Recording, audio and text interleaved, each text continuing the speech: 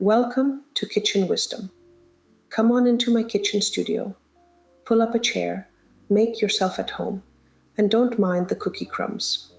I'm Arina, and today we're talking about something small but mighty in the holiday kitchen: cranberries.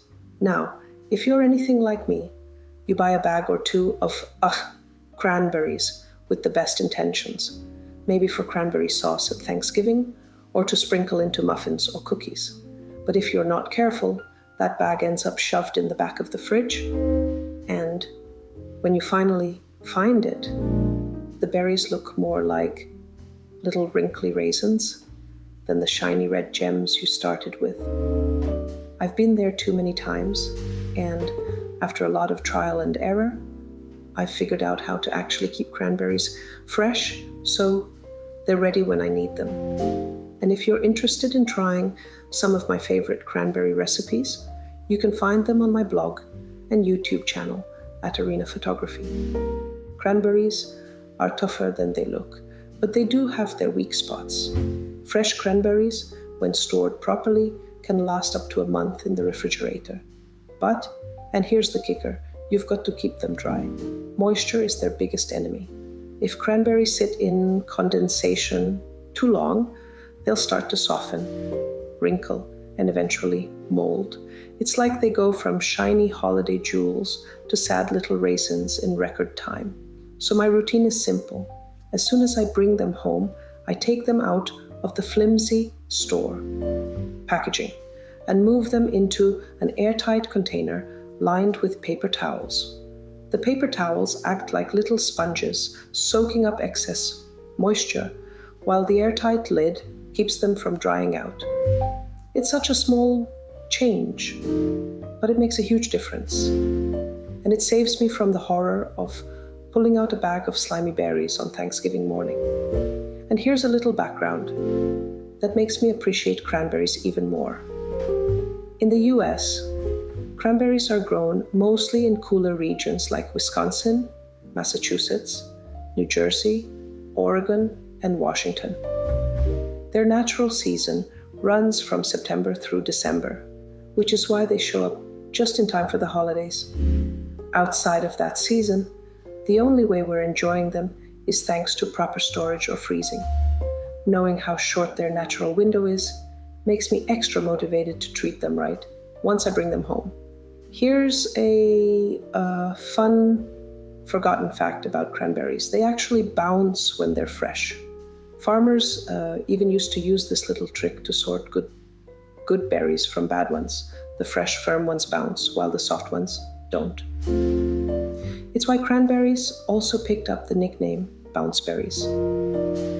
I love sharing that because it feels like one of those quirky little food secrets that makes you look at these tiny red gems in a whole new way. Freezing cranberries for long-term storage. Here's my favorite hack. Cranberries freeze beautifully, and I mean really beautifully. If you know, you won't use them all right away. Just spread them out on a baking sheet in a single layer. Freeze until solid, and then transfer them into freezer bags. This trick keeps them from clumping together, so you can scoop out just what you need. Whether it's a cup for muffins, a handful for a smoothie, or even enough for a whole pie. Frozen cranberries can last up to a year, and in baked goods or sauces, they taste just as good as fresh ones. And here's the part I love most. You don't even need to thaw them before using. Toss them straight into muffin batter or simmer them down for cranberry sauce, and they hold their shape while adding that tart pop of flavor. It's like having holiday magic on demand, even in the middle of summer. One year I got overly ambitious and bought way too many bags of cranberries on sale after Thanksgiving. My freezer looked like a cranberry warehouse, bags and bags stacked everywhere. Every time I opened the door, a bag or two tried to make a run for it. But you know what? Months later, I was still pulling them out for recipes well into the summer, and they were perfect. My family started joking that I was running a secret cranberry business out of our freezer. Another trick I've used is the vinegar rinse, kind of like the one I do for strawberries. In fact, I even have a whole video about washing strawberries with this method on my YouTube channel. I mix 1 part white vinegar with 3 parts water and give the cranberries a quick bath. This step feels almost like sending the berries to a spa day. Only instead of cucumber slices on their eyes, they're getting vinegar bubbles. After their little soak, I rinse them really well and spread them out to dry completely. The vinegar kills off bacteria and mold spores, which helps the berries last longer in the fridge. And here's the important part. Make sure they're bone dry before storing them away. Any leftover dampness can undo all your hard work and send them back to Shrivel City in no time. Sometimes I even pat them with paper towels or let them sit out on the counter for a while just to be sure. It might sound a little fussy, but trust me, it works.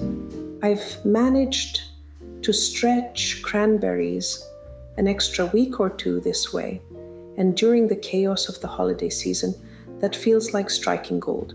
Honestly, when you're juggling pie, stuffing, and about 17 other things, not having to worry about your cranberries going bad is a holiday miracle in itself.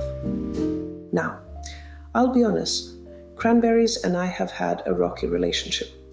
One year, I bought them early, forgot about them, and when I pulled them out to make cranberry sauce, they had turned into something that looked more like science project material. Let's just say we had gravy only Thanksgiving that year. Since then, I've gotten much better at planning ahead. I make my lists, I prep my berries, and I always keep a bag or 2 frozen just in case. Because if there's one thing I've learned, it's that holiday cooking is stressful enough.